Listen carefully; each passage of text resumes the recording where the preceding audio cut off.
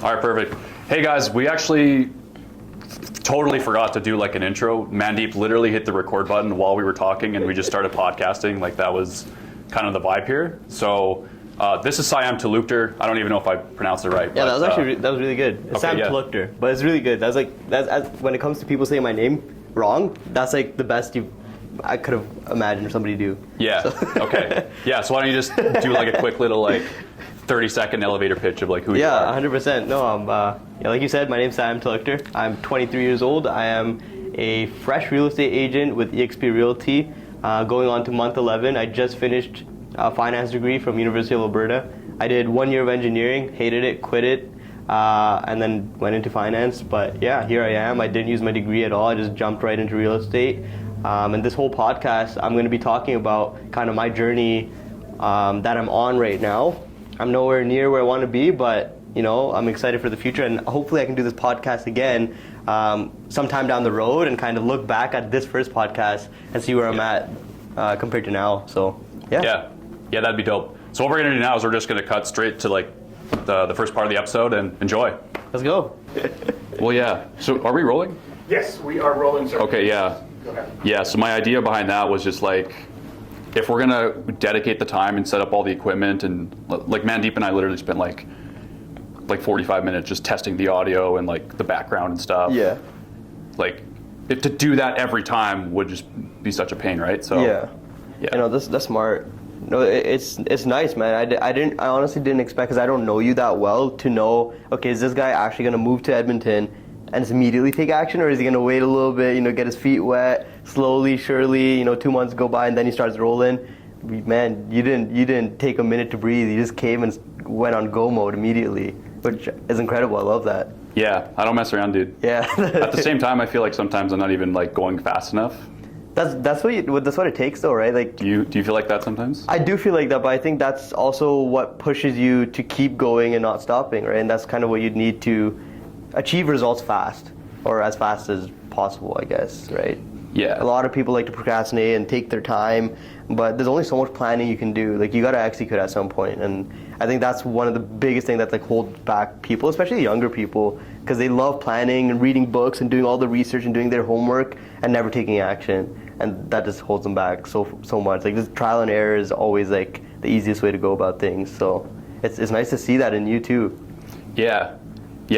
One of the reasons I wanted to have you on actually was just you have a lot of upbeat energy, from the second I met you, I remember just being this guy's a sales guy. He was doing sales before or something. That's kind of what I was thinking in the back of my mind. But because you're 23, right? Yeah, I'm 23. Yeah, and you've been doing real estate for 10 months?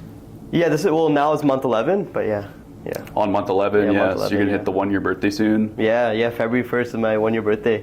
Okay, yeah, nice. It is crazy, yeah. Yeah, so how many deals have you done since February 1 last year till right now, which is today's January 17th? Yeah, I think I'm close to 20. I think I might have surpassed 20 potentially. I haven't actually taken time to count how many deals I've done, but definitely past 20 now. Yeah. Tell people about your motivation, because when we were having coffee that one time, you were you're like, my dad has this loan, and I just told him I'd figure it out. Remember that? Yeah. Okay, so yeah, that's actually a story that nobody knows. I didn't tell anybody this, so I guess it's good for the podcast too. Is that something you want to get into? No, for sure, for sure. I guess it's one of my number one motivators, and I think I was telling you this earlier too.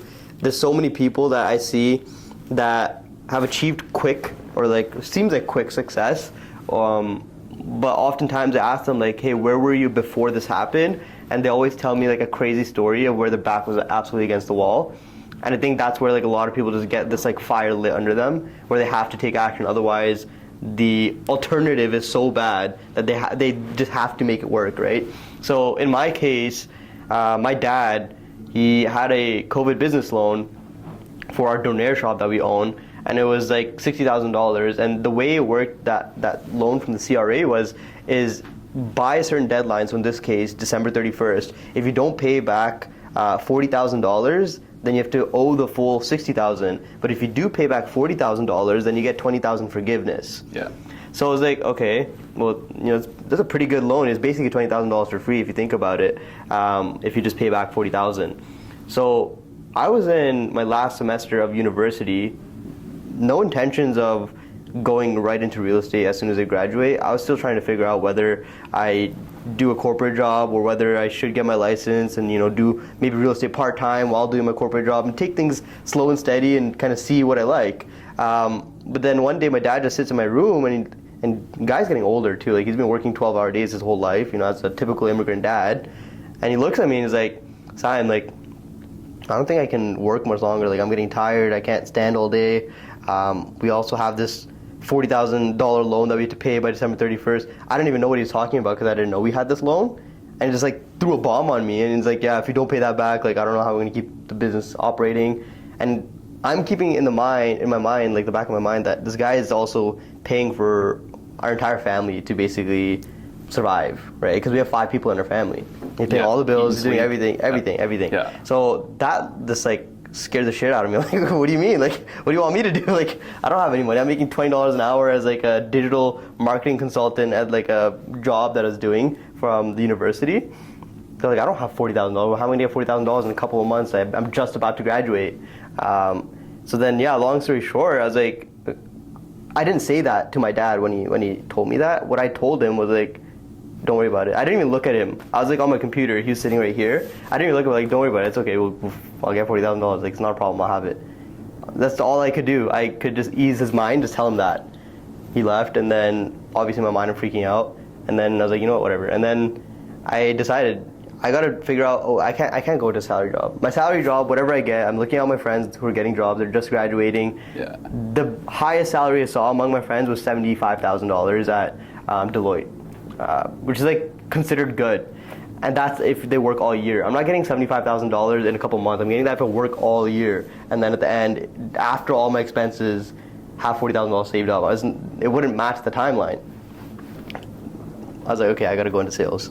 That's the only way, because if I sell X amount of houses, I'll get X amount of dollars, and so it was just a numbers game at that point. Got my real estate license in 1 month during winter break, which is like a 2-week winter break. So I just put my head down, grinded it out after finals on my first semester. Got my real estate license in a month. Met Naz on Instagram, who I work super close with now. Yeah. And just kind of blindly went into it and did what you did when you came first to Edmonton, which was message everybody that was in real estate that looked like they were at least killing it, just to have a coffee with them, just to understand what they did to get to where they are, and if who's fake, who's real. Some people are fake, some people are real. Just trying to figure out everybody in that small little world of real estate in Edmonton. And then I figured out, okay, these guys are legit. I gotta stay near them. I gotta do exactly what they tell me to. Naz or Sean Getty, who is one of my mentors too, they would tell me exactly, okay, if you do X, Y, Z, you will get this in result. I was like, okay, I'll do that. So they would tell me, go door knocking for 2 weeks straight, don't expect any results. I was like, okay. So then I go door knocking every day, like nonstop. I'd record myself doing it, and I put it online as proof that I'm doing it too, because I gotta hold myself accountable. I'm like, hey guys, I'm gonna go door knocking. I have no experience. Like, you can go on my Instagram right now, and you can scroll all the way to the bottom, and you'll find content of me door knocking when I first became a realtor and talking about my experience and doing all that stuff. I had like no followers on my account, just so I had proof of me doing something that somebody told me to do, because it's an actionable step to getting somewhere. I did all those steps. Long story short, obviously things paid off, and I was able to get my first deal in my first month because I was working so hard. And then things just started snowballing, as they always do when you put in time and effort into something. And then obviously sales is a skill that I had the privilege of experiencing early on when I was 18, because I used to have a clothing brand, which we can talk about later, but yeah. I just translated all the skills that I knew I had and put it into a commission-based system rather than a salary-based system. And I was, thankfully enough, like late November, I was sitting down and I looked at how much money I made that month. And that month alone, I made like $55,000. And I was like, damn, I became a realtor February.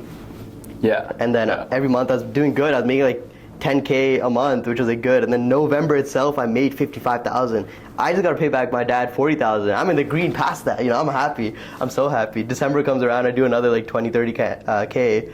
I'm laughing and I'm like, wow, I really did that. I would not have imagined myself a couple months ago doing that. But the only reason I was able to is because I had that fire under my ass, because I had no other choice. The alternative was be homeless. You know what I mean? So Yeah. So it really, that's really what happened. But yeah, nobody knows that about why I kind of became a realtor or why I work so hard as a realtor.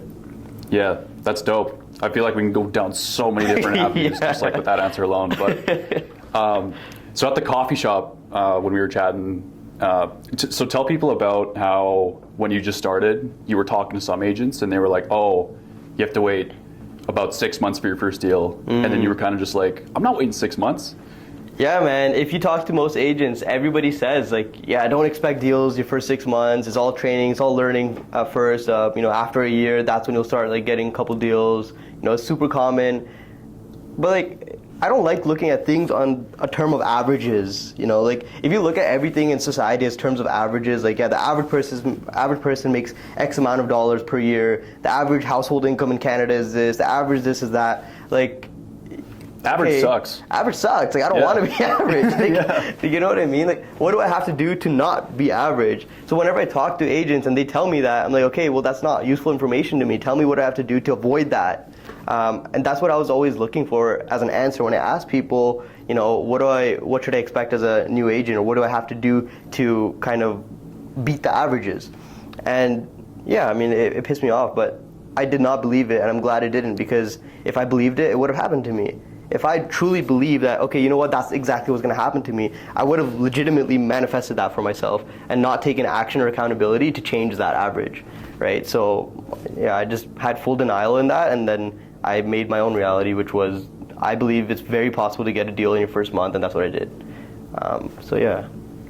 Yeah, I remember there was a time where I was actually thinking about being a real estate agent, and I read the book Millionaire Real Estate Agent by Gary Keller, and that guy sold like 5 houses in the first month of his like being licensed. I was just like, what? That's crazy. But yeah, one thing I wanted to touch on too was like your age. So I think we already talked about this, but like you're 23. Like who else is even out there at 23, or kind of like a similar age? Like I know Nas is, but like other than the two of you, who's even out there like doing production or even like a realtor at the age you guys are at? Yeah, that's a really good point actually, because from what I've noticed, especially maybe not all around North America or the world, but in Edmonton in particular, there's not many people that are our age doing what we're doing. And that's actually one of the reasons why I joined Nas, because Nas is even 2 years younger than me. Like he's even younger, which is insane to me. And I joined him solely because he had the same determination and mindset that I had, and also the same youth that I had, which I think is the biggest asset. I could talk to a 40-year-old, 30-year-old who's like a multimillionaire, like killing it as a realtor or whatever, but their life stage is so different than mine. I knew I wouldn't be able to fully relate always, and so I chose Nas. But yeah, there's not many. Like now that I'm a realtor, and because I do a lot of social media, I do attract a lot of people my age who ask me, hey man, like I want to do the same as you. And like, for example, Roland and Shivanka are two people that recently joined my team who are my age, one of which I actually know from high school, who are under me. These are guys that, they're not the only ones out there, but there's a lot of people just like them who want to accomplish things at a young age just like this, and they just don't know where to go, and they just don't know where to kind of allocate that energy. And so when they find somebody like me, they message me, and it's nice because I'm able to kind of lead them that way, or here's what I did. Because connect to that and kind of show them, like, listen, it's possible. Don't make your age an excuse. So, there's not that many of us out there in Edmonton right now that are young, ambitious, and taking action. There's a lot of us that are young and ambitious, and like you could go to university right now and you could talk to like random people walking by and ask them like, hey man, like, are you gonna be rich in 10 years? Like, and they'll all tell you like, yeah, I'm gonna be so rich in like 10 years. I'm gonna be so rich when I'm 25. Like, I'm gonna be super rich. And you ask them, what's your blueprint? None of them have a plan. They don't know how they're going to do it. They just know they're going to be rich. And I hate that, because it's like, okay, it's great to believe something, but if you don't have a plan behind it, manifestation is only as good as your plan to get there. Like, Yeah. I can say I'm gonna get a Lamborghini, but how am I gonna do it, and when am I gonna get it by? Like, even if it's a rough idea, give me something, man. Don't tell me I'm gonna become an accountant, I'm gonna become a millionaire by the age 25. Like, it's not gonna happen. Give me a solid plan that's legit, like realistic. I don't hear that from people very often, so it's few and far apart, man. I bet you if you ask the average university student too, I don't think any of them would really self-proclaim to be rich in 5 to 10 years either. Yeah, They're just like, oh, I'm getting an arts degree and I don't know what I'm gonna do. I'm just hoping that this, maybe it leads me somewhere and I can travel a little bit. Like, I don't know, there's like a lot of people like that too. Well, that'd be more like the average answer. That's true actually. I've actually done this when I was in university. In my first and second year, because I was really curious about myself. Like, I was going through the identity crisis phase in university, as most students do, trying to figure out where I belong in this whole system. And I was asking other students, like, hey, why are you in university? What degree are you doing? Why are you doing it? Do you think you made the right choice? And most of the time is answers like, I don't know why I'm here, I am. I'm just doing this degree because, it's cool. I have to. Like, I think I should be here. Usually the arts kids too. Arts kids really fascinate me because their degree absolutely doesn't lead to anywhere. Like, I'll be honest. Like, if you're doing some like arts degree, I always ask them, like, is that the only degree you're getting, and then what's the job after that? Or does that lead to, like, maybe you're gonna get a PhD in something, or you're gonna specialize in something later, or you're gonna switch to a different faculty later? It's really interesting hearing their answers for sure. Yeah. Not to be like mean to arts kids, but like no, that's what everyone thinks. Like, I see people on the internet all the time just like shitting on art students. So I know, man. I feel bad, but it's just like there's a reality to it too, like. Yeah. So let's talk about the Sayem from like high school. Like, I see you like right now. You got like lots of energy. Like, feels like natural almost. Like, were you kind of like that in high school? Like, when I was in high school, I wasn't really like this at all. I was pretty like timid and wasn't really like as outgoing. That's a really good question actually. I wonder though if the way you and I connect now, if we would still connect the same if we met in high school. You know what I mean? Like, how we would have connected differently if it was high school you and high school me talking to each other. Yeah. But I mean, going back, like, what kind of kid was I? Like straight A's or? So I was the kid that definitely didn't study ever but got good grades. I wasn't like a A+ or like 100 average kid. I was like high 80s, low 90s without studying. So that was like by nature, like, okay, I'm a smart kid, not the smartest, but I'm smart. But yeah, I was always the person that would go in high school. So our high school had a big square. Like, that's how the high school layout was. Is a big square hallway, like hallway. Yeah. And then there was like branches of each hallway that like spread out kind of like a big spider. And so during lunchtime, I would walk around this hallway and I would talk to everybody. So I was very social. I would talk to everybody. Everybody knew me. But they didn't know me in depth. Like, they didn't know the substance of who I was. They just knew of me. You know what I mean? So like, on an acquaintance level, on a surface level, I knew absolutely everybody. Nobody knew anything about me or like my true personality. Only like my close friends did. But the thing is, in high schools, you always have clusters. It's like a small society of its own. You have like the emo kids, the goth kids, the jocks, the nerds, the smart kids, the cool kids, the bullies. You have all these categories of people, and none of them mesh with each other, and they all hate each other because they have their own little bubbles. I was one of the kids that would go to every single one of these little clusters and mirror them almost, kind of, and become friends with all of them. So I had friends in every single one of these different groups, and I was completely okay with it. Like, I loved that. I loved the different types of people that existed in the universe. So I became friends with them all. And I think a lot of people aren't able to do that. But in hindsight, I look back and like, damn, that skill of alone is so crucial to, real estate or just sales in general, because you're able to bring yourself to a lower level or a higher level, depending on who the individual is, and mirror somebody to kind of get them to like you, or at least be able to relate to them. So then there's a level of relatability, so then you can get along with someone. Whereas I know a lot of people will struggle with anybody that's not just like them. For example, if you talk to somebody super conservative, they're not getting along with somebody who's super liberal, right? It's just, they'll butt heads. I'm able to kind of get past all that, which I think is a super good skill that I picked up in high school. But I was that kid that knew everybody. Nobody actually knew the true me. I had a lot of these business ideas in my mind that I just kept in there and I was always in my head. But I never went out to parties. I never went to hang out after school and do things. I just went straight home. I play like basketball and gym class and stuff. I'd be there for recess and lunch or whatever, but I was never like involved in the after school stuff that the kids were doing, and smoking weed, getting drunk, partying, like making those memories. I'll be honest, I never did that. None of it. I just didn't really have that interest for it. I was going home playing League of Legends.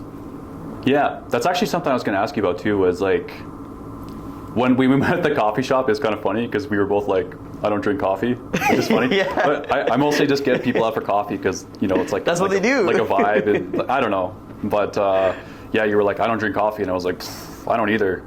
So have you ever like drank coffee or just never? I have. I don't mind coffee. I avoid it on purpose. I just don't want to be that person that I need caffeine. I can't function without caffeine. You know what I mean? Like, I don't believe in addictions like that. I just don't think there's a benefit in it. Why would I want to get addicted to coffee? I just feel like a lot of everything in life, I think you can do with just willpower and sheer determination. That's just how I believe. But yeah, that's why. Yeah. So you've never drank alcohol either? I shouldn't say this, but it's probably one of the things that I do regret. I don't believe in it. I think it's pathetic, to be honest. I just don't see the value in alcohol at all. Yeah, it's kind of overrated. I think it's very overrated. I just don't, it shocks me that people can't have fun without alcohol nowadays. In this society especially, I don't know, like, why can't I just have a good time without alcohol? That's what I think of it. Yeah, I used to drink, I don't know, just like occasionally on the weekends or something, like TGIF. Like, I didn't have a drinking problem or anything, but do you know the YouTuber Alex Becker? Alex Becker. Sounds very familiar. He has like blonde hair. Yeah, he's making those videos like, give me 43.5 seconds and I'll tell you how this dinosaur fossil made me $13.2 million or something like that. Yeah, he's that guy. So he has like more in-depth videos on his channel, and one of them was about like drinking alcohol, and another one was about caffeine. And so like the premise of his whole video about caffeine was like, caffeine doesn't actually like give you energy. Caffeine gives you energy like maybe the first 1 or 2 times that you take it, but then after that, your baseline level of energy just drops, and caffeine just brings you back up to baseline. And so everyone's kind of like in this cycle of they need caffeine, right, to feel like they have energy, right? So after a while it turns into like giving you energy to taking away your energy and then giving it back to you once you choose to give yourself caffeine. And so I remember watching that video, and I kind of stewed on it for a little bit, let it marinate. And then there was one day I drank like 5 cups of coffee or something, and I like literally had no energy. I was like gonna crash. And that was when I was like, all right, I'm gonna quit caffeine. Damn. So the first like week and a half to 2 weeks was pretty rough. But then after that, like, I wouldn't ever go back to it, honestly. Like, I wouldn't go back to drinking caffeine, because I don't wake up in the morning anymore like feeling like I got hit by a truck. You know what I mean? And I actually just like naturally have energy now. Like I just get out of bed and just start working or start doing whatever. I go to I don't need a pre-workout for the gym, or you know what I mean? I don't do pre either. That's a big one, actually, pre-workout. My God, a lot of people can't work out without pre-workout. Yeah, that's shocking to me. Yeah, I don't know. It just makes me question, like, do you even want to be at the gym? Do you even want to be productive in life? Do you even want to accomplish the goals that you have listed as goals? Or are you just using caffeine and pre-workout as like an excuse to get it done? I feel like for you, like from when I talk to you, I just feel like you have certain things that you want to achieve in your life for yourself, and I don't think anything's going to stop you from getting there. And you're not going to make any excuses like, oh, I'm not going to get there because I don't have caffeine every day. I'm not going to get there because I don't have pre-workout. I'm not going to get there because I can't drink on Fridays or whatever, right? Like, you're not going to let those things hold you down, which I think most people should have that ability in them, but it is what it is. Yeah. That becomes like the least of your issues after a while. Yeah. I wrote a couple things down here too. Do you want to explain the circles and the squares? Yeah, for sure. Remember, you were like, you can categorize people into like circles and squares. I think it's kind of funny. Does Naz know about that too? Naz knows about it. Will knows about it. All my friends know about it. I talk about this all the time because I think it's so so real. So in society, we always have two kinds of people. You have circles and you have squares. So a circle is someone they have boundaries, you know. A square is somebody who wants a stable life, they want work-life balance, they just want a stable income, they want to raise a family, and there's nothing wrong with it. That's just what some people want. And I would say that's what most people want, honestly. That's what the majority of the middle class is. And then you have circles that are individuals that don't have boundaries. These are people that want to build crazy empires, they want to make millions of dollars every month, they want to achieve like the epitome of success in whatever way that, you know, whatever they describe success as, financially or physically or mentally. But these people, you can't stop them. So when you know that these two categories exist and you're able to talk to somebody for the first 5 minutes and figure out which one they kind of belong in, that's how you can determine which relationship you should have with them. In real estate, this is very important, especially when you're building a team, because in teams you pay commission splits. If I bring somebody onto a team, it's usually a 50-50 split. I'm probably going to give them leads or like some sort of lead generation system so they get clients, and I'm going to take a percentage of their commission because I gave them those clients. People who are squares will love to be on a team and have that system, have a team support, that team feeling, and have that consistent client coming towards them, you know, that's consistent, somewhat stable income happening for them. Those are perfect for squares. The problem is a lot of people who open teams don't realize the differences between squares and circles, and they'll hire in a bunch of circles because they'll do the interview, realize, oh, this kid's super ambitious, I love people that are hardworking and have really good mindsets like that, let's bring him or her onto my team, and they'll kill it, put them on a 50-50 split, give them leads, train them, flourish them, and then later they find out a couple of weeks pass, now they trained everything, they know everything themselves, and then they quit. And then they go start their own team and do their own thing because they're circles. They don't want to be on a 50-50 split. It makes no sense. So that's a big problem. And so you always want to look for squares when you're trying to open a team with splits like that, and look for circles if you want to build a partnership with them or you want them to do their own thing and not have them on a split. Right? So I think differentiating that is super important, not just for teams in real estate, but if you can apply that to other businesses, other business models very easily, even just in life in general, or even in a corporation when you're hiring employees, always analyze which category they fall under because it'll make life 10 times easier. Yeah. Speaking of leads and getting your own business and stuff, how do you go about getting your own? Like, I know you were showing me your Instagram, like you're doing those property tour videos every day. But it wasn't always like that, though, was it? Because you did like a lot of door knocking, a lot of cold calling, I'm assuming. But like, where does like the majority of it come from? And the guys on your team you mentioned, like Roland and who was the other person? Shivankar. Do you give leads to those guys as well, or? No, so yeah, that's really interesting. So what happens is when I first started 11 months ago, I was not on social media, like getting leads on social media at all. That was not my number one thing. My number one thing back then was like door knocking and a lot of cold calling and a lot of like listing things on Facebook Marketplace and just a lot of conversations. So it was completely just like a numbers game. How many conversations can I have every day? Because if you have 1,000 conversations, you're guaranteed to get a couple of clients from there. So that was kind of like the mindset and thought process between that. So I'd go door knocking every day. I'd go email past clients from previous jobs that I used to have, work my sphere of influence, so call people that I know, family, friends, whoever's in my contact list, go through them, call people. That's kind of what I did for my first couple of deals. And then obviously when you start doing deals, you start getting referrals too. Now, like fast forward a couple months, I started doing property tour videos on TikTok and Instagram, and I really cracked the code on what kind of videos perform well and what are the key things that you have to do in a video to grab attention. Because before then I was making videos and getting like 100 views, 200 views, but I realized really quickly it was just my videos were awful. I just wasn't grabbing attention. They were too long, they were boring. I was putting myself in the consumer standpoint and seeing like, if I watch this video on my feed, would I go past it or would I continue watching? As soon as I kind of thought of it that way, I was like, okay, well, great, let's fix that. So I fixed that, and now my views are crazy. Like I get 100,000 views easily on my TikToks and stuff, and that generates a lot of business for me now. I would say 90% of my business is from my social media, TikTok and Instagram now. In terms of leads and giving them to Shivankar and Roland, we actually now have a lead generation system where we have Facebook ads, and from there we generate those leads, and we give all of those leads to Roland and Shivankar. So then any new agent that joins my team can start learning how to call people and how to talk, because that's the number one skill, communication.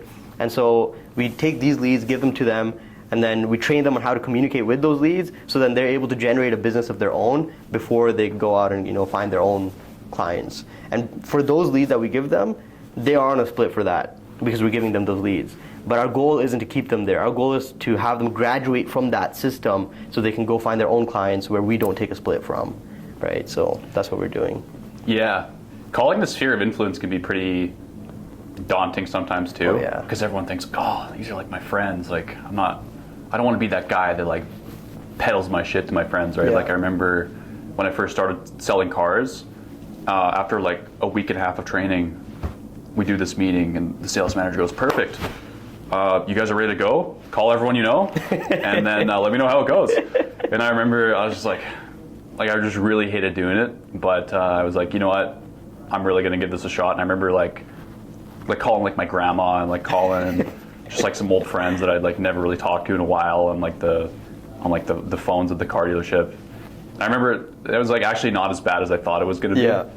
But now if I were to do it again, it would just come so much more natural. I'd probably just be like, hey, it's Jared. No, we haven't chatted in a while. I just started this new thing. I'm selling cars at ABC Motors, and like, how are things with you? Like that's like literally just pass the baton over to them, right? Like, what do you guys do when you're calling like your sphere of influence? Well, kind of like a similar thing. When you called me, you did something that I always do, which is I always offer value first. I always say, what are you doing with your business? Tell me what's up. We haven't chatted in a while. Okay, they say what they're doing, and then you ask, okay, what can I do to help you? What can I do? Like, is there something that I could do to help your business? Can I leave a review? Can I give you a shout out? Like, even if it's like the smallest thing, before pitching them what you are trying to actually call them for.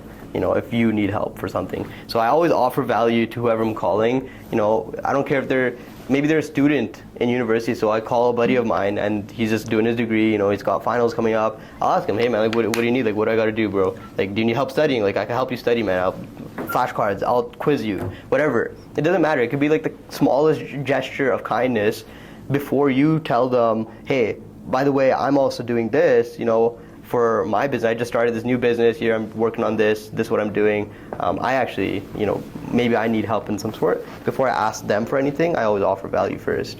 And I always see that being the best way to kind of break that barrier, because you're not just going there asking for help from people without offering anything for them. Yeah, that makes sense. Speaking of, what do you like working? I'm butchering this question. What do you like about working with QuikSell? Yeah, man, the seamlessness, dude. QuikSell is absolutely amazing when it comes to UI and user friendliness. When I work with any company or a business or whatever, I always look for how easy is it for me as a consumer to get what I want as fast as possible and with full transparency. And obviously reliability. So I saw good reviews. That was the number one thing. There's strong reviews, strong testimonials. Number two, I go on the website. It's a really user-friendly website. It looks super professional. Number three is when I place an order, I have instant communication. Jared calls me, he texts me. So I know he's on the ball, because if I message somebody and I have to wait like 5 hours to get a response, that's not reliable to me. I need somebody who's like on the ball, like there for me. So then that was a big factor. And then during the transaction, when you guys finish your job with the real estate photography and the measurements that we need, you have them so conveniently placed on the website, because you can actually make an account, look at your order details, kind of like Amazon. You can see your past orders that you made for the different properties, and you can see how much it costs. You can see all the files directly there. I don't even have to download the files and save them on a different drive or whatever, because I can just log in and all my information is stored on the website right there. So it's super convenient. Now I know in my head 6 months can go by, and I can actually search that up again and go find the old files from a previous property if I ever needed them again. And I just love that seamlessness of it. It just makes life so much easier. And obviously the main thing is the price. It's competitive. Yeah, like like what we learned a long time ago was it's not just about like just providing like good quality stuff. It's you have to like make it fast, make it easy, and kind of just like make it a no-brainer, right? Mm-hmm. Yeah. But anyways, when we were sitting down the other day, you were telling me about how Kung Fu Panda was the best business movie of all time. You should elaborate on that a little bit again. For sure, man. No, yeah. I think on a foundational level, when you rank like movies for business and mindset, Kung Fu Panda isn't at the top of the list. It's the first one I think people should watch because it sets such a solid foundation, and I'll explain why. Because Kung Fu Panda goes over three main things, I would say. The first one is defying all odds. Number two is predetermined outcomes. And number three is mindset. So for the first one, when it comes to, wait, what was it again? I just lost my track of mind. What did it say again? Oh, yeah, no worries, yeah. I'll give you a second here. The first one was, defying all odds. That's what it was. Defy all odds, yeah. I forgot. Yeah. Okay, so when it comes to defying all odds, like if you watch Kung Fu Panda, the whole movie has, the Furious Five, which is like, you have Tigress, you have Viper, you have Crane, you have Monkey, whatever. Basically all these like furious animals, like super powerful predators, right? Yeah. And they're the Furious Five. They're the Kung Fu masters of their little Chinatown where they're at. But then you have Po, which is a fat panda, which defies all odds because he is the Dragon Warrior. He's the one that's supposed to be the best one for Kung Fu in that place. And that was like the whole point.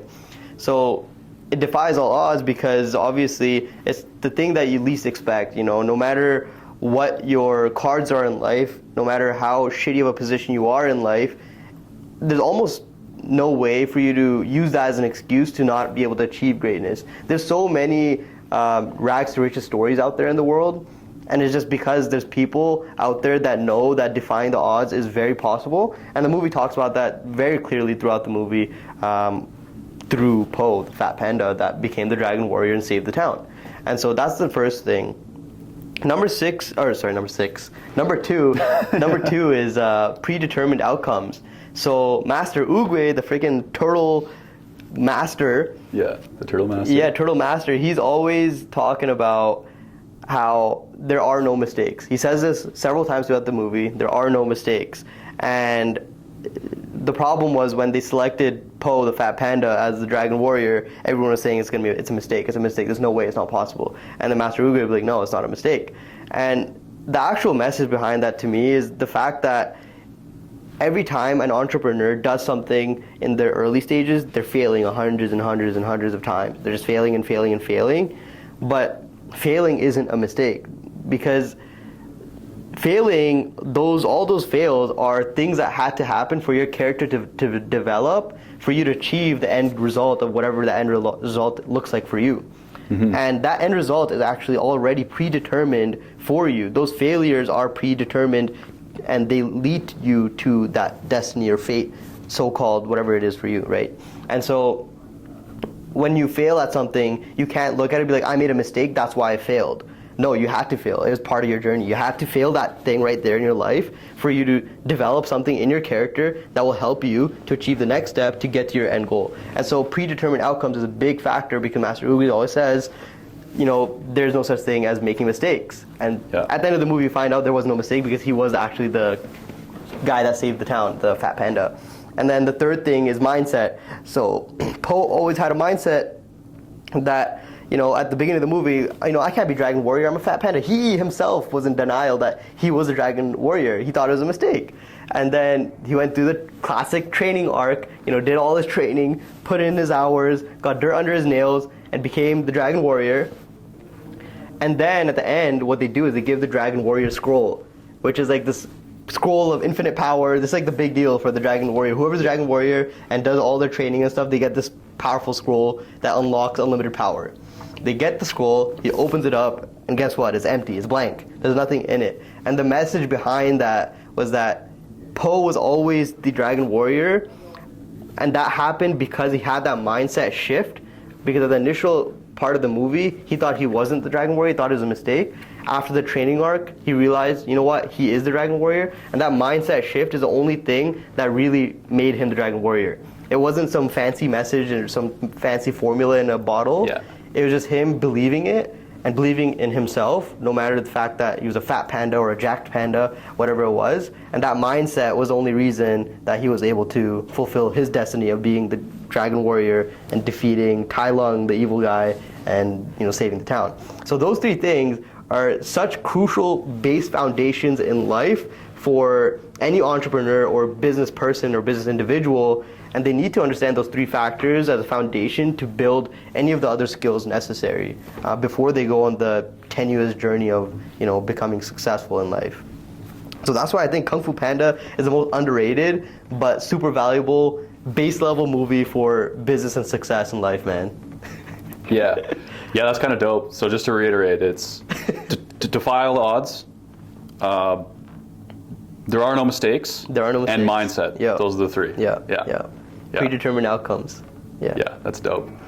So yeah, what up next? Actually, before I get into that, like if I were to say like what the best business movie would be, I'd probably think of something like Moneyball or The Founder, or even like, I don't know if this qualifies or not, but like Undercover Billionaire when Grant Cardone did it. Oh yeah. Yeah, that was pretty sick. That was sick.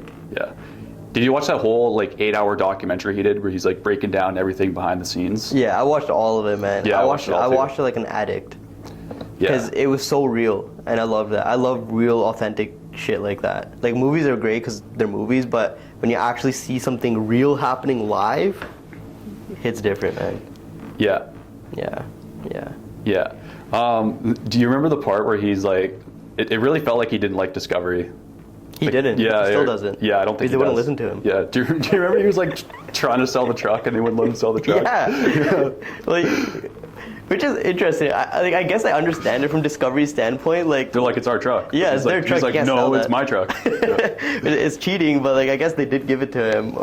So I don't know how I feel about that one.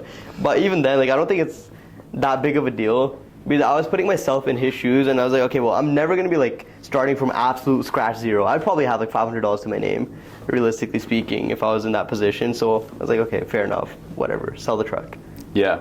I'm kind of almost doing like Undercover Billionaire in a sense, but I'm not starting from like ground zero either. Yeah. Like I just came to like a new city where I actually do know a few people. Yeah. I guess that's like the only difference is like I actually know a few people here. You are in a sense. And we already doing kind it, of have though. like we already have like a foundation too. Like he literally started from nothing. That's true. Yeah. But like it's interesting because you came to a brand new city with skills that you've built over the years. So you know for a fact you'll make it. It's just a matter of timing and taking the right actionable steps, which you're doing, right? So it's kind of interesting. Like, are you recording your progress right now, or like are you like keeping tabs on yourself too? Because this would be a sick ass documentary for yourself going forward, man. If you start recording small clips of your days right now, coming in a brand new city in Edmonton, look back 3 years later, this will be content that you could use. That'll be super valuable and super helpful for a lot of people too, man. Like, that's incredible. Yeah. No, I haven't really been recording anything. You got it, man. If people who have known me know I'm pretty like low key, but I probably shouldn't be that anymore. You should be documenting. Yeah. Even if it's just to yourself and just storing it on a hard drive somewhere, you should be documenting. Yeah. I know my friend Drew does that a little bit. Mm-hmm. He likes to go back and he watches videos from like when he was 18 and kind of seeing like where he was at. Like he's 24 right now. Yeah. I mean, the easiest way you could do it is literally like every day, like at night or in the morning or while you're driving or whatever, pull up Snapchat, make a quick video of what you're doing today, and just save it to your Snapchat memories. And then just keep piling them up like once or every like 1 or 2 days. Like, okay, this is day 1, I'm in Edmonton, Yeah. I just moved to a new city. This is my game plan, this is how I'm going to do whatever I'm going to do. And then next week, okay, here's an update. This is what I'm doing today. Last week I met XYZ person and they got me in touch with this person. Now I'm doing 6 podcasts a day. 2 weeks have passed. But like, if you just do that like every now and then, like it's really good for accountability, but also like the memories that you'll make and the value of that content is incredible, dude. We could have like a compilation of all that playing on the big screen at my yacht party, dude. You could. You know what I mean? Like, you could. Like, seriously. It's seriously like it's inspiring stuff, man. It's Yeah. inspiring. Yeah. Yeah. I wish I did that. I still have like footage. Well, like you footage still have like that. a long way to go, right? I do. I have a very long way to go. But like, I wish I did that from like starting. Like, I think I'm gonna start now. But like, I wish I did that when I first became a realtor. Even when I was like before a realtor, like when I was a student. Because I have old footage of me when I started my clothing brand at 18. Because I was actually doing this before. Yeah. I wonder where those videos are, but I don't know. This whole conversation makes me want to pick that up again because I think that's so valuable, especially if you do end up achieving all the things we say that we're gonna achieve, right? Yeah. Actually, that was actually one of the things I had written down was your clothing brand. You kind of got into that a little bit when we talked the other day. And you were telling me how people like Nike or Supreme, like they build sick brands and then they lower the quality and they just slap their name on a shirt. Yeah. Yeah. So tell people about like what you were doing to try to sell like your product and stuff. Because you had a really interesting story about going to that trade show one time and selling out. Yeah, so when I had my clothing brand, I knew I was going into a saturated industry. Because when you go to young kids and you tell them to build a business because they tell you that they want to be an entrepreneur, the first thing that they come up with as a business idea is always a clothing brand. It's like such a common answer. I'm going to start a clothing brand. That's how I'm going to become rich. That's their idea. And I was one of those kids, except I knew that I was going into a saturated market. And that means there's a lot of competition, and that means there has to be something that I can do to stand out in order for me to actually succeed. Now I was looking at it as like, okay, all these well-established brands over time lower their quality to an extent to increase their profit margins, but it's only because they established a brand. So the lesson there is that branding is everything. Product doesn't even matter. You could sell whatever you want if the branding is there. Yeah, right. It's kind of like I said, you just slap Supreme on a shirt and exactly. It's $100 all of a sudden. Exactly. Yeah. But then, as a brand new company in a saturated business, you have to differentiate by having a better product.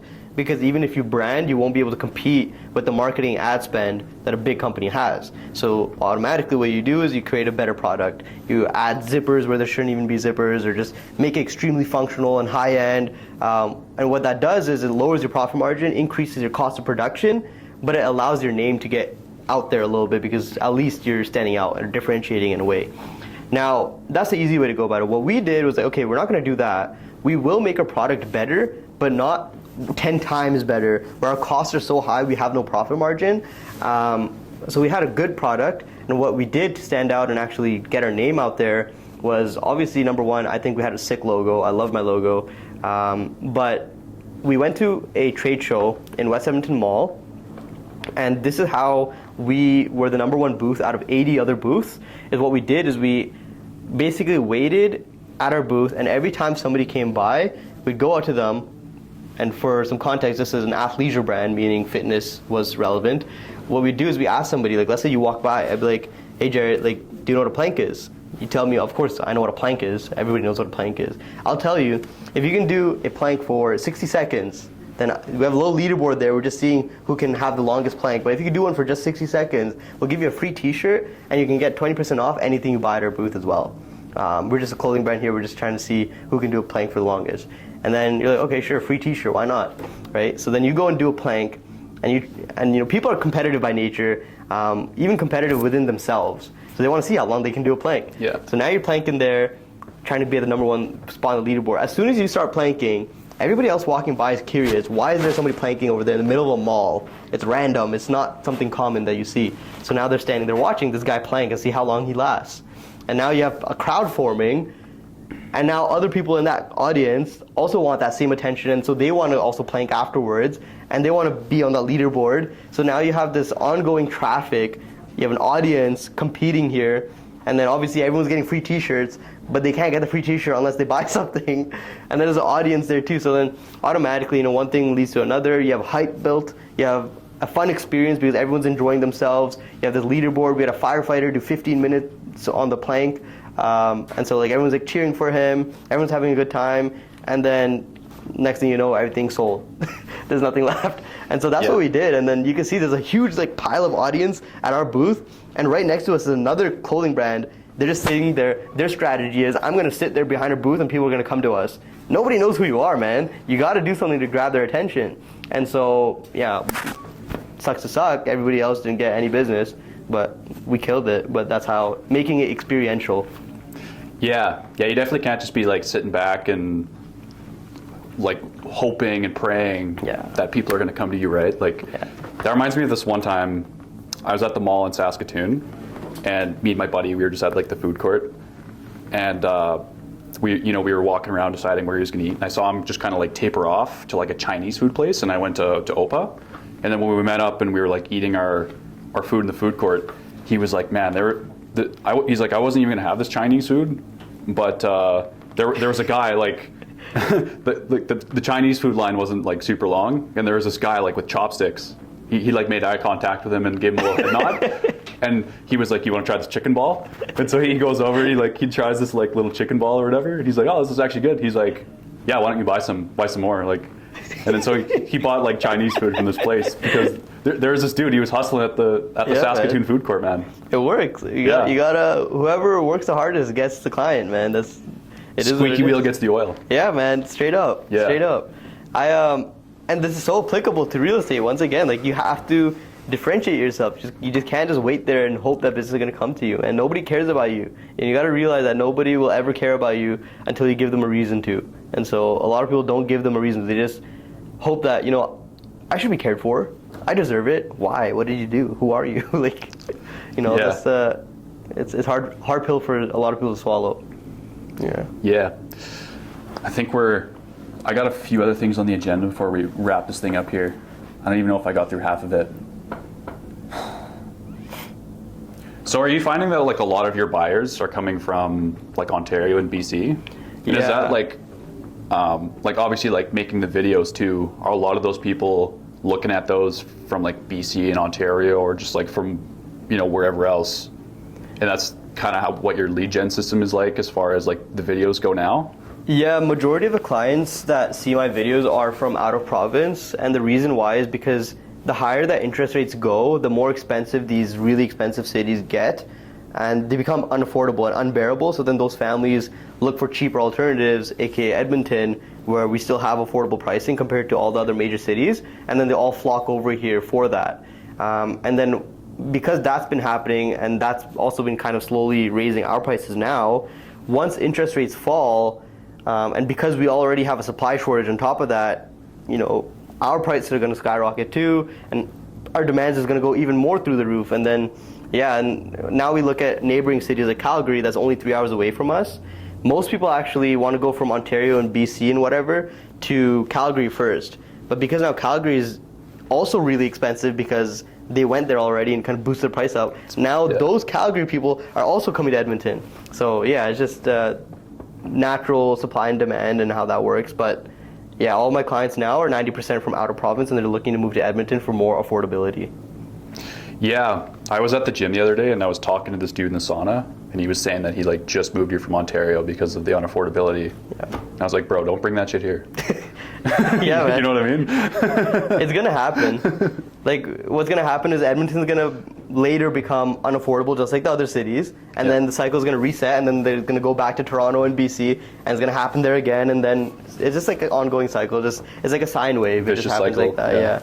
Yeah. It's natural. It's just the course of real estate and how it works. So it's predictable, and if once you realize it's predictable, you can leverage that as an investor and get rich pretty quickly over the course of like 10, 20 years. Yeah. So what advice would you have for like buyers right now that are thinking about, or people that are thinking about moving to Edmonton? For people thinking about moving to Edmonton right now, and by right now I mean this is January 2024. Yeah. Make the move now because we see all the signs for rates coming down.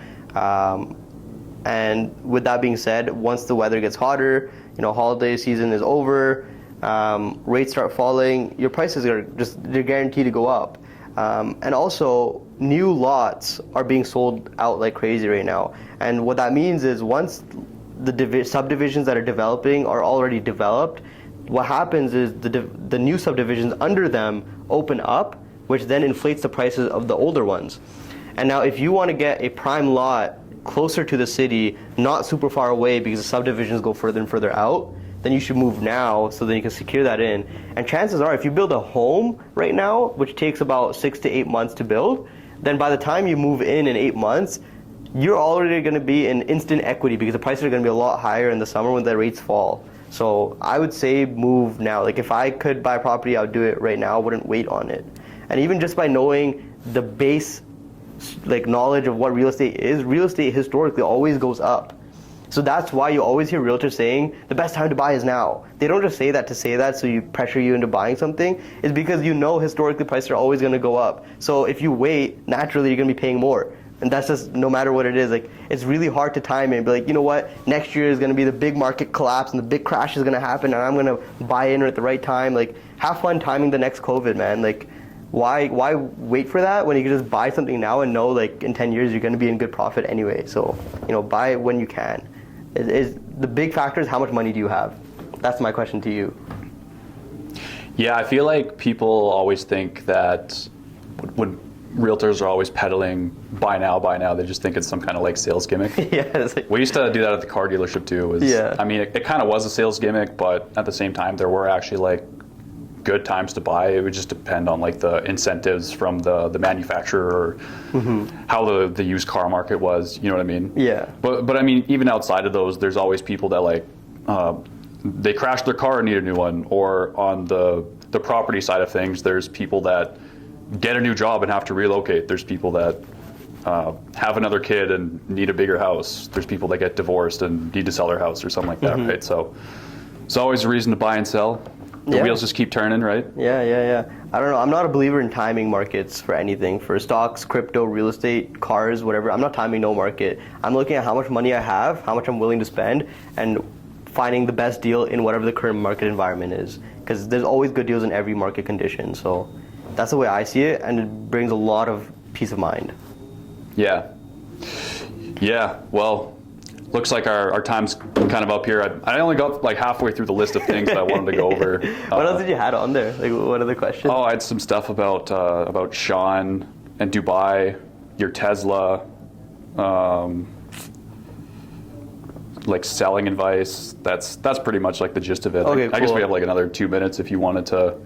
I think we got through the more important questions though. So I'm happy with the things that we talked about today. Yeah. That's pretty awesome, man. But in terms of you, like, what's your goals with the podcast, man? Like, where do you want to see this thing? How do you want to grow this thing? Like, after you have the 6 recorded and you start posting them, are you going to be posting podcasts consistently for the ongoing future, or like, where do you see this podcast? Yeah, so the goal for the podcast in 2024 is to do 52 of them, one for each week. So obviously, like right now, I'm just like bulk recording them. 6 weeks done right here. It's like 6. Yeah, this is literally gonna do me till the end of February right now.